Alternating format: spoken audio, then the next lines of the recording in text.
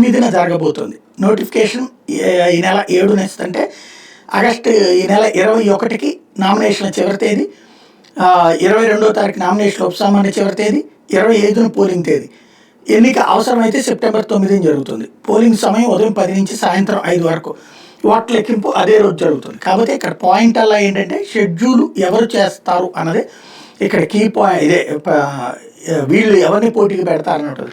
పోటీ పెట్టకపోతే కనుక ఆటోమేటిక్గా అయిపోతుంది. పోటీ పెడితే కొంత కాన్సెప్ట్ ఉంటుంది. కాకపోతే ఈజీగా ఎన్డీఏ ప్రభుత్వం తమ ఉపరాష్ట్రపతిని గెలిపించుకోగలదు.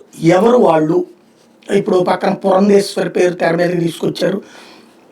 అట్లాగే రకరకాల పేర్లు తెర మీదకి వస్తున్నాయి. ఆంధ్ర నుంచి అయితే పురంధేశ్వరి పేరును వెంకయ్యనాయుడు గారిని మళ్ళీ పెడతారన్నటువంటి ప్రచారం కూడా జరుగుతున్నది. రాబోయేటటువంటి రోజు దత్తాత్రేయ పేరు కూడా వినబడుతుంది. కానీ ఎవరిని తీసుకొస్తారు? ఇదివరకు అయితే కనుక ప్రెసిడెంట్ అటు నుంచి వస్తే వైస్ ప్రెసిడెంట్ ఇటు ఇచ్చారు అప్పట్లో. ఆ విధమైనటువంటి కొన్ని జాగ్రత్తలు తీసుకున్నారు. ఇప్పుడు ఏం చేస్తారో చూడాలి.